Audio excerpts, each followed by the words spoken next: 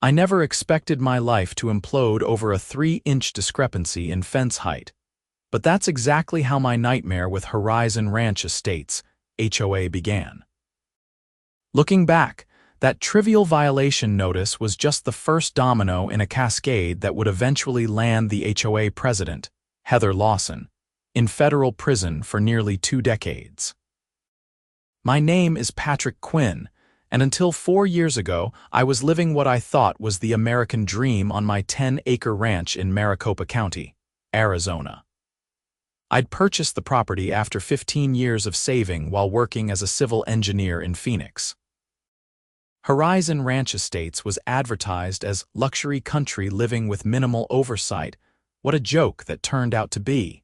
I remember the day I got the first violation notice clearly. It was a scorching July afternoon in 2021, and I just returned from a grueling day at the engineering firm. The official-looking envelope was stuck to my door with one of those obnoxious neon orange violation stickers that seemed designed specifically to humiliate homeowners in front of their neighbors. "Dear Mr. Quinn," it read, "it has come to our attention that the fence surrounding your paddock exceeds the approved height by approximately 3 inches. As per Horizon Ranch Estates Covenant Section 12.4b, all fencing must adhere to pre-approved dimensions. Please remedy this violation within 7 days or face a fine of $100 per day thereafter." It was signed by Heather Lawson, HOA president, with a phone number I would come to know all too well. I stared at that piece of paper, dumbfounded. I'd built that fence myself, carefully measuring everything according to the guidelines I'd been given when I purchased the property 2 years prior. But arguing seemed pointless. I'd heard enough HOA horror stories to know that fighting this kind of battle rarely ended well. So I did what any reasonable person would do. I called a contractor to come fix the alleged violation. That's when things got weird. "Sir, I've measured your fence 3 times now," said Marco, the fence contractor I'd hired. "It's exactly the regulation 72 inches. "There's no violation here," I frowned. "You're sure? The notice says it's 3 inches too tall." Marco nodded confidently.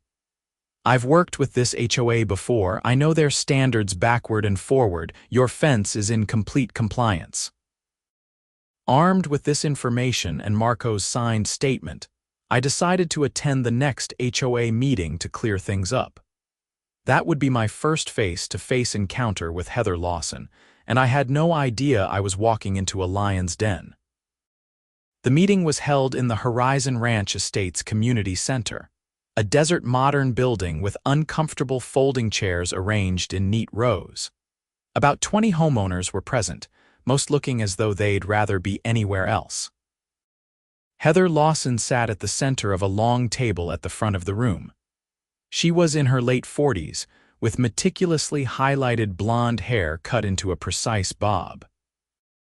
Her jewelry was understated but clearly expensive, and she wore a beige pantsuit that probably cost more than my monthly mortgage payment. Flanking her were 4 other board members who looked like they'd been selected primarily for their ability to nod in unison. When the meeting opened for homeowner concerns, I raised my hand and explained the situation with my fence, presenting Marco's written assessment. Heather's smile never reached her eyes. "Mr. Quinn, our compliance officer has documented the violation thoroughly. Perhaps your contractor is using different measuring standards than the ones specified in our covenants. He's a licensed contractor who's worked with this HOA before," I countered. "Then perhaps he should review our guidelines more carefully." Her tone made it clear the discussion was over. "The violation stands. You have 3 more days before the fines begin accruing." I felt my face growing hot. "This is ridiculous. I'd like to see these measurements for myself." "Our compliance officer's findings are not up for debate," Heather said firmly. "But if you're having financial difficulties addressing the violation, the board can consider a payment plan for the upcoming fines." The patronizing tone made me want to flip the table, but I kept my cool. "I don't need a payment plan." I need someone to explain how my fence violates the guidelines when a professional contractor confirms it doesn't. A thin man with wire-rimmed glasses sitting next to Heather leaned forward. "Mr. Quinn, we understand your frustration, but questioning the board's authority is counterproductive. The violation has been documented and must be addressed." I looked around the room, hoping for support from my neighbors, but most averted their eyes. One older woman gave me a sympathetic look, but quickly looked down when Heather glanced her way. As I left the meeting, a man caught up with me in the parking lot. He introduced himself as Daniel Thompson, a 5-year resident of Horizon Ranch. "Don't take it personally," he said in a hushed tone. "Lawson's been on a tear lately with these bogus violations. Word is the HOA fund is running low and she's trying to pad it with fines." "That's illegal, isn't it?" I asked. Daniel shrugged. "Good luck proving it. Most people just pay to make her go away." That night I couldn't sleep. Something felt deeply wrong about the situation. Why would the HOA president be so adamant about a violation that didn't exist? I decided to do some digging on Heather Lawson. A quick social media search revealed she was a real estate agent with Desert Prime Properties, specializing in luxury ranch estates. Her business page was filled with photos of her standing in front of multimillion-dollar properties, always with that same plastic smile that never reached her eyes. I also discovered that 6 properties in our development had been sold in the past year, an unusually high turnover for a community of only 48 homes. And curiously, Heather had been the listing agent for all of them. The next morning, I decided to take a more direct approach. I drove to the HOA office, a small room attached to the community center, and requested to see the compliance report for my property. The office administrator, a nervous young woman named Jenny, hesitated. "I'm not sure if I'm authorized to show you that," she said. "I have a right to see documentation of alleged violations on my property," I insisted, trying to sound more confident in this assertion than I actually felt. After a phone call to someone she referred to only as Miss L, Jenny reluctantly printed out a report and handed it to me. What I saw made my blood boil.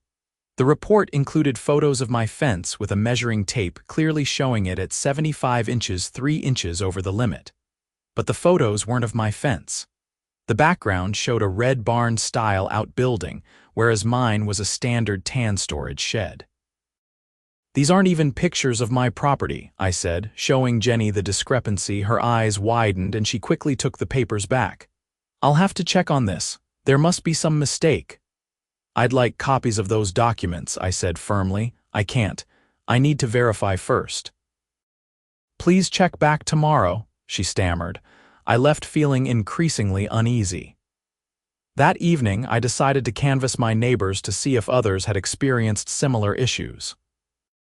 I started with my nearest neighbor, Susan Reeves, a retired schoolteacher who had lived in the community since its inception. Susan invited me in for iced tea and listened intently as I explained my situation.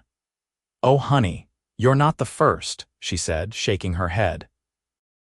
"Last year, I got hit with a violation for unapproved landscaping after I planted some Arizona wildflowers that were explicitly listed as approved in the guidelines. The fines added up to nearly $2,000 before I finally gave in and ripped them all out." "Did you ever contest it?" I asked. "I tried, but it was like talking to a brick wall. Eventually, Heather suggested I might want to consider selling if I found the community standards too restrictive." Susan's eyes narrowed. 2 weeks later, my house was photographed without my permission, and I started getting calls from interested buyers. Guess who was suddenly representing all these potential buyers? "Heather Lawson," I said. "Bingo." I refused to sell, but 3 other homeowners on this street alone got pressured out within the past year. Over the next few days, I spoke with 8 more neighbors and heard variations of the same story. Arbitrary violations, mounting fines, and subtle pressure to sell, with Heather always conveniently available to list the property. I was about to head home after speaking with my 8th neighbor when a black SUV pulled up alongside me. The window rolled down to reveal a man in his 60s with salt and pepper hair and deep creases around his eyes. "You're Patrick Quinn," he said. It wasn't a question. I nodded cautiously. "Frank Miller," he said, offering a weathered hand through the window. "I used to live in your house, sold it 2 years ago. To the developer I bought it from," I asked, confused. Frank's expression darkened. "No, son, I sold it directly to you, at least that's what I thought at the time." My confusion must have been evident because Frank sighed and asked if I had time for a coffee. 20 minutes later, we were sitting at a corner table in a local diner, and Frank was telling me a story that made the hairs on my arms stand up. "I built that house myself back in 2010, he said. "Lived there happily until 2019 when Heather Lawson became HOA president. Suddenly, I was racking up violations left and right: landscaping, exterior paint, livestock noise, you name it." Frank explained that after months of harassment and mounting fines, he finally decided to sell. Heather, of course, offered to list the property. She brought me an offer within days, all cash, quick closing from someone named. He paused, pulling out his phone to check his records. Horizon Acquisitions LLC. I was so relieved to be done with the whole mess that I didn't ask many questions. "But I bought the house from Western Desert Developments," I said, feeling increasingly confused. "Exactly," Frank said, leaning forward. "After I sold, I moved to Tucson, but I still had friends in the area who kept me in the loop. They told me my old place sat empty for months before Western Desert Developments suddenly owned it and put it back on the market at a markup of nearly $200,000. My mind was racing. "Are you suggesting there was some kind of flip between your sale and my purchase?" Frank nodded grimly. "I looked into Horizon Acquisitions LLC after hearing about the price hike. Guess who's listed as the managing member? Gregory Lawson, Heather's husband." I felt like I'd been punched in the gut. If what Frank was saying was true, the Lawsons had essentially forced him out through HOA harassment, bought his property through a shell company, then flipped it to me at a massive profit through another entity. "Have you reported this to anyone?" I asked. Frank looked down at his coffee. "I tried. Called the county recorder's office, even filed a complaint with the Real Estate Commission. But everything was done legally on paper. I willingly sold at the price offered. The subsequent transactions all had the proper documentation. Without proof of the harassment campaign, it just looked like sour grapes on my part." I thanked Frank for the information and promised to stay in touch. On my drive home, my mind was working overtime. If the Lawsons had done this to Frank, how many other homeowners had been similarly manipulated? And more importantly, was I now being targeted for the same scheme? The next day, I went straight to the county recorder's office to look up the property records for my ranch. The chain of title confirmed Frank's story. He had sold to Horizon Acquisitions LLC, which then sold to Western Desert Developments 3 months later, which sold to me 2 weeks after that. Each transaction showed a significant price increase. While at the recorder's office, I decided to check on some of the other recently sold properties in our community. A clear pattern emerged: many involved similar chains with the same entities appearing repeatedly. The clerk helping me, a woman named Beverly, noticed my growing concern. "Finding what you need, sir?" she asked. I explained what I was seeing and my suspicions about the HOA president's involvement. Beverly frowned. "You know, we've had other folks from your community in here asking similar questions. One gentleman was particularly interested in a company called Desert Prime Holdings. That caught my attention. Desert Prime Properties was Heather's real estate company. Desert Prime Holdings sounded suspiciously similar. Can you tell me anything about that company?" I asked. Beverly typed something into her computer. "It's registered to a Gregory Lawson. Looks like they've purchased 6 properties in your subdivision in the past 18 months. This was getting more disturbing by the minute. I thanked Beverly and left with copies of all the relevant documents. On my way home, I got a text from an unknown number. "We need to talk about HL. Not over the phone." Miller Ranch Cafe, 7 p.m., come alone. I had no idea who Jay was, but given everything I'd learned, my curiosity outweighed my caution. At 7 p.m. sharp, I walked into the Miller Ranch Cafe, a local diner about 15 minutes from my property. The place was nearly empty except for a woman sitting alone in a corner booth. When she saw me, she nodded slightly. As I approached, I recognized her as Jenny, the administrator from the HOA office. She looked nervous, her eyes darting to the door every few seconds. "Thank you for coming," she said in a hushed tone. "I'm risking my job being here, but what's happening isn't right." "What exactly is happening?" I asked, sliding into the booth across from her. Jenny took a deep breath. "Heather's running a scheme. She targets properties she wants, manufactures HOA violations to pressure owners to sell, then buys them through shell companies her husband manages. Sometimes they flip them immediately, sometimes they rent them out first. She's been doing it for years." "And everyone just lets this happen?" I asked incredulously. "Most people don't see the big picture. They just think they're dealing with a typical power-hungry HOA president. The few who figure it out either sell and leave or get outvoted at board meetings when they try to challenge her. Heather's got 3 of the 5 board members in her pocket." "Why are you telling me this?" I asked. Jenny looked down. "My grandmother was one of the first victims. Lost her retirement home to this scheme, and—" She hesitated. "I've seen your name on Heather's target list." A chill ran down my spine. "Target list?" "She keeps a spreadsheet of properties she wants to acquire. Yours is highlighted as high priority. I don't know exactly why, but she's determined to get you out." Before I could respond, Jenny's phone buzzed. She checked it and her face paled. "I have to go. Heather's looking for some files and I told her I was just picking up dinner." She slid a USB drive across the table. "Everything I could gather is on here. Records, emails, the target list. Be careful, Mr. Quinn. Heather doesn't like losing." With that, she hurried out of the cafe, leaving me staring at the small device that potentially contained evidence of a massive real estate fraud operation.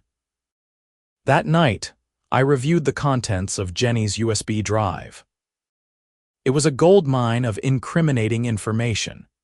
Internal emails discussing which homeowners to target, spreadsheets tracking violation fines and property acquisitions, and even a document outlining the shell company structure the Lawsons had created to hide their activities. Most disturbing was a folder labeled Quinn Property. It contained detailed notes about my finances, my work schedule, and even photos of my property taken from various angles. A document titled Quinn Strategy laid out a 6-month plan to force me out through escalating HOA violations, culminating in a lien on my property if I refused to sell. I was still processing this information when my phone rang. It was Daniel Thompson, the neighbor who had warned me about Heather after the HOA meeting. "Quinn, have you checked Zillow lately?" he asked without preamble. "No, why? Your property is listed for sale. $1.2 million, listed by Desert Prime Properties." I nearly dropped the phone. "That's impossible. I haven't listed my house." "I'm looking at the listing right now. It's definitely your place. Great photos too, looks like they were taken recently." I ran to my computer and pulled up Zillow. Sure enough, there was my ranch, advertised as rare opportunity in exclusive Horizon Ranch estates. Won't last long. The listing agent was Heather Lawson. The photos had indeed been taken recently within the past week, based on the current state of my property. Some were even taken from angles that suggested the photographer had been inside my house. Someone had been in my home without my knowledge or consent. I immediately called the Maricopa County Sheriff's Office to report both the fraudulent listing and the trespass. Deputy Marshal arrived about 40 minutes later, taking my statement with professional detachment until I showed him the USB drive contents. "Sir, these allegations are extremely serious," he said, his expression changing. "This goes well beyond a simple trespass or unauthorized listing. This suggests a pattern of organized real estate fraud. He recommended I contact the FBI, as wire fraud and real estate fraud crossing state lines fell under their jurisdiction. He also suggested I secure my property immediately and document everything. After the deputy left, I called a locksmith to change all my locks, installed security cameras, and then contacted an attorney specializing in real estate law. The attorney, Miranda Castellano, agreed to meet me first thing in the morning. I spent a restless night wondering how this would play out. By morning, I had dozens of missed calls and texts from neighbors who had seen my listing online. I also had an email from Heather Lawson. "Mr. Quinn, I understand there may be some confusion regarding your property listing. As a courtesy, I wanted to inform you that we've already received 2 serious offers. Please contact me at your earliest convenience to discuss the details of your relocation timeline." The audacity was breathtaking. My meeting with attorney Castellano was both enlightening and infuriating.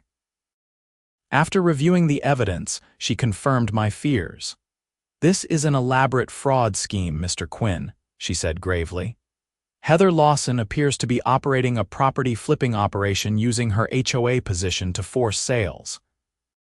The fraudulent listing of your home without your consent is a serious criminal offense, but it's just the tip of the iceberg." She explained that based on the documents from Jenny, we could be looking at multiple federal crimes: wire fraud, mail fraud, identity theft, racketeering, and conspiracy, among others. "The FBI needs to see this immediately," she advised. "But first, we need to address the immediate issue of your fraudulently listed property."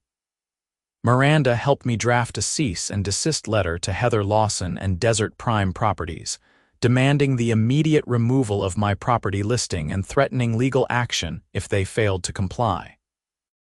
We sent it by certified mail and email, with copies to the Arizona Department of Real Estate and the National Association of Realtors. The response came within hours, not from Heather, but from her attorney, a slick-sounding lawyer named Jeffrey Simmons. "My client categorically denies any wrongdoing and has documentation showing Mr. Quinn's intent to sell," the email stated. "Furthermore, any claims to the contrary could constitute defamation for which my client reserves the right to seek damages." Attached to the email was a document with what purported to be my signature, authorizing Heather Lawson to list and sell my property. The signature was a decent forgery, but definitely not mine. I forwarded the email to Miranda, who immediately filed for an emergency injunction to prevent any sale of my property. She also contacted the FBI, who surprisingly acted quickly, perhaps because of the extensive documentation we provided. 2 days later, Special Agent Teresa Rodriguez contacted me to set up an interview. Meanwhile, the fraudulent listing remained active, and according to Daniel, Heather had actually conducted showings of my property while I was at work.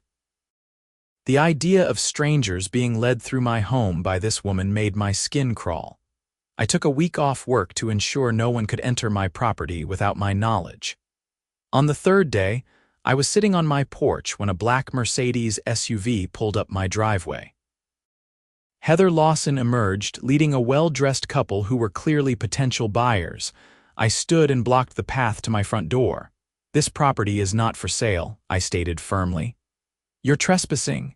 Heather's smile didn't falter. "Mr. Quinn, don't embarrass yourself." "We have an appointment." "With whom?" "Certainly not with me, the actual owner of this property." The couple looked confused. Heather turned to them with a sympathetic expression. "I apologize for this unexpected development. Sometimes sellers get emotional during the process.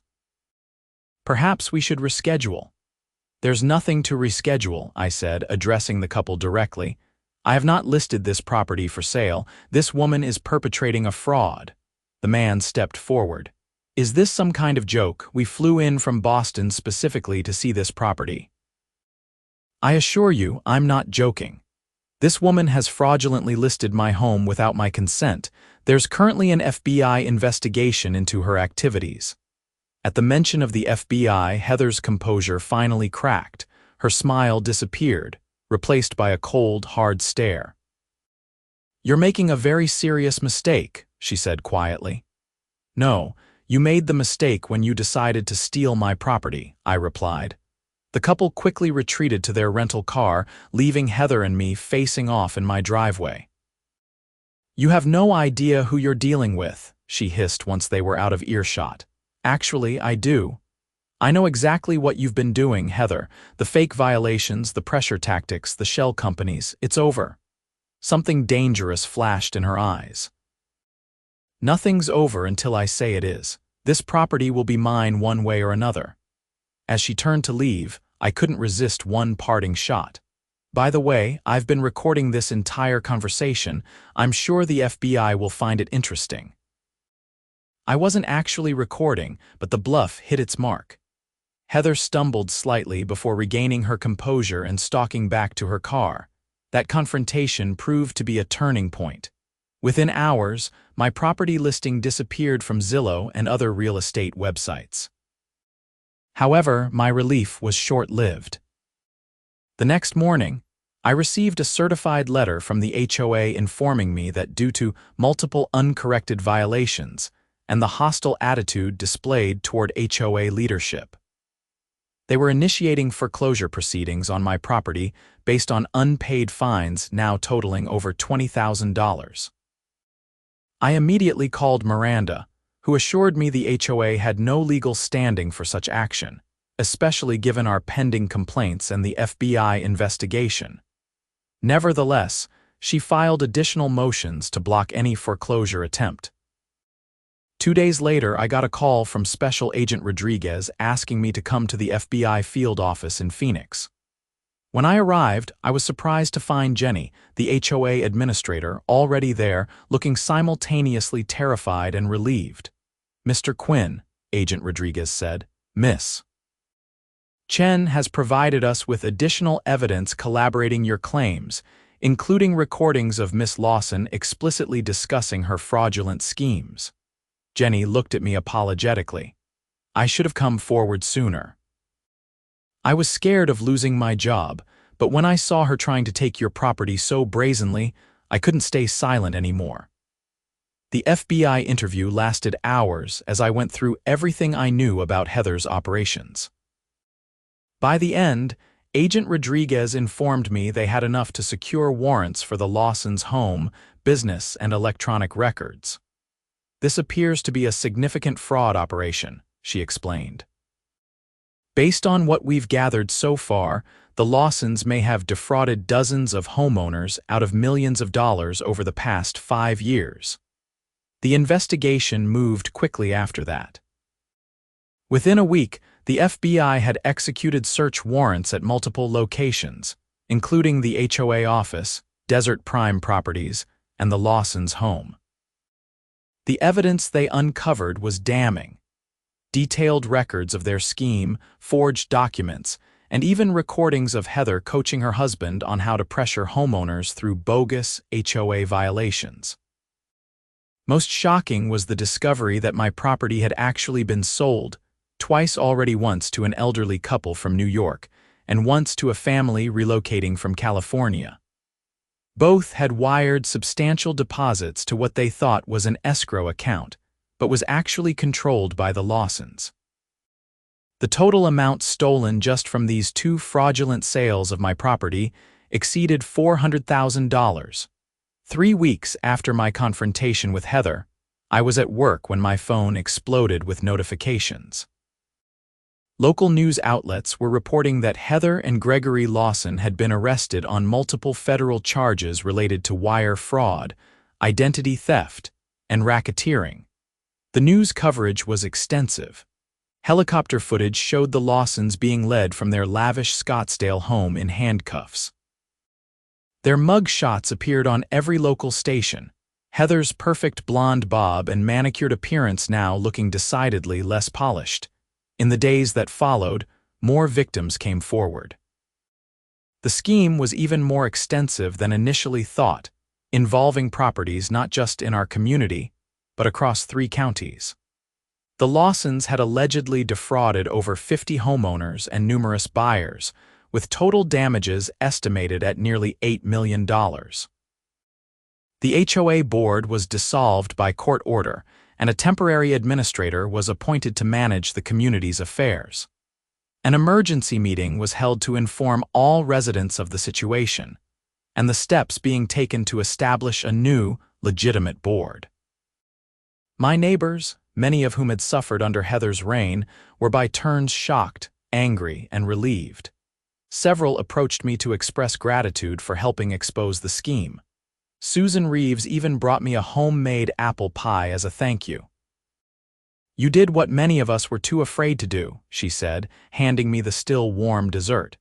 "You stood up to her." The legal proceedings dragged on for months. Miranda helped me file a civil suit against the Lawsons and their various entities for trespass, forgery, and emotional distress.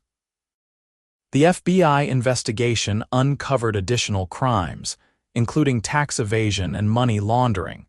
Throughout this period, I continued to receive updates from Agent Rodriguez. The case was growing in scope, as investigators followed the money trail and uncovered connections to other fraudulent real estate schemes across Arizona. 9 months after the initial arrests, the Lawsons' criminal trial began. I was called as a key witness, along with Jenny and several other victims. Taking the stand was nerve-wracking, but also cathartic, finally being able to publicly detail the harassment and fraud I'd experienced. Heather Lawson sat at the defense table, her blonde hair now showing dark roots, her designer clothes replaced by modest business attire, clearly chosen to appear more sympathetic to the jury. She stared at me coldly throughout my testimony, but I refused to be intimidated. The prosecution presented a mountain of evidence: forged documents, fraudulent listings, bank records showing the movement of stolen funds, and most damning, Heather's own emails and recordings discussing the scheme in explicit detail. The defense strategy seemed to be to place all blame on Gregory, portraying Heather as an unwitting spouse who wasn't aware of the illegal aspects of the business. This strategy collapsed when the prosecution played a recording of Heather instructing an associate on how to forge my signature on listing documents. "Make sure it's convincing," her voice echoed through the courtroom. "Quinn's smart. He'll check everything twice. But once we get the first deposit, it doesn't matter. By the time he figures it out, the money will be moved and the property will be in transition. He'll have no choice but to sell." After 3 weeks of testimony, the jury needed only 7 hours to reach their verdict: guilty on all counts for both Heather and Gregory Lawson. The judge, citing the calculated and callous nature of the crimes, sentenced Heather to 18 years in federal prison. Gregory received 14 years for his somewhat lesser role in the scheme. As Heather was led away in handcuffs, she looked back at me sitting in the gallery. For a moment, our eyes met, and I saw not remorse but a cold fury that sent a chill down my spine. Then she was gone, disappearing through a side door to begin her long sentence. The aftermath brought significant changes to Horizon Ranch estates. With the fraudulent HOA leadership removed, residents formed a new board committed to transparency and fair enforcement of reasonable community standards. I was actually nominated for a position, but declined, preferring to support the reforms from the sidelines. The civil case against the Lawsons and their companies was eventually settled, with victims receiving compensation from the Lawsons' considerable assets, which were seized and liquidated. My own settlement covered my legal expenses and included substantial damages for the attempted theft of my property. Perhaps the most satisfying outcome was the state legislature's response. Prompted by the high-profile case, Arizona passed new laws strengthening oversight of homeowners associations and increasing penalties for HOA fraud. The Lawson Act, as it became known, established a state office specifically to investigate complaints against HOAs and enforce compliance with state regulations. 2 years after Heather's sentencing, I still live in my ranch at Horizon Ranch Estates. The community has healed considerably, with a new spirit of neighborliness replacing the fear and suspicion that characterized the Lawson era. The ridiculous violations and petty enforcement have been replaced with reasonable governance focused on maintaining property values without harassment. Sometimes new residents, upon learning I was the whistleblower in the famous HOA fraud case, ask if I ever considered moving after such a traumatic experience. My answer is always the same. This is my home, and I wasn't going to let Heather Lawson steal it from me, either through fraud or by driving me away. Last month, I received a letter from the federal correctional facility where Heather is serving her sentence. I hesitated before opening it, unsure what to expect. Inside was a single sheet of paper with just 2 sentences. You think you won, but you have no idea what's waiting for you when I get out. 16 more years isn't forever. I reported the threat to her parole officer and Agent Rodriguez, who assured me it would be addressed and could potentially extend Heather's sentence. But I'm not particularly worried. Heather Lawson will be in her late 60s by the time she's released, her empire long dismantled, her reputation destroyed. More importantly, the community she once terrorized has moved on. New families have moved in, unaware of the dark chapter in our neighborhood's history. Children play freely on lawns that homeowners can now landscape according to reasonable guidelines. The community center hosts monthly gatherings that people actually want to attend.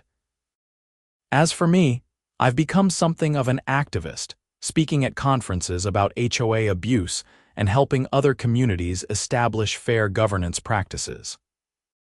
The experience taught me that homeownership in America comes with both rights and responsibilities, including the responsibility to stand up against those who would abuse their power. Sometimes when I sit on my porch in the evening, watching the sunset paint the Arizona desert in shades of orange and purple, I think about how close I came to losing this place. Not just the physical property, but the sense of peace and belonging I've found here.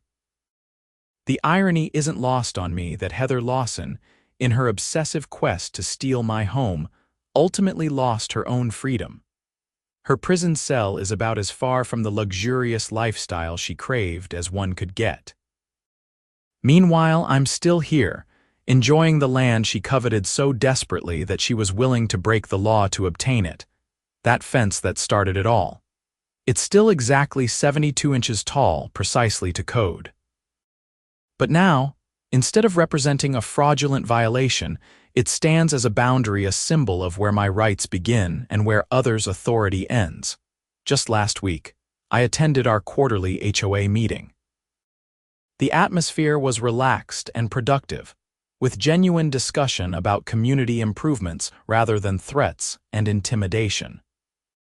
As I looked around at my neighbors, some old-timers who had survived the Lawson regime, others newcomers enjoying the reformed community, I felt a deep sense of satisfaction. This is what home should be, a place of safety, belonging, and mutual respect.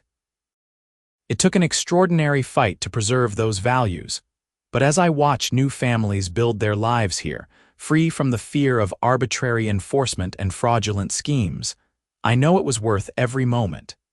Heather Lawson thought she could build her empire by stealing other people's dreams. Instead, she's spending 18 years in federal prison, contemplating the true cost of her greed. And I'm still here on my ranch, living the life she tried to take from me, proof that sometimes, just sometimes, justice actually prevails.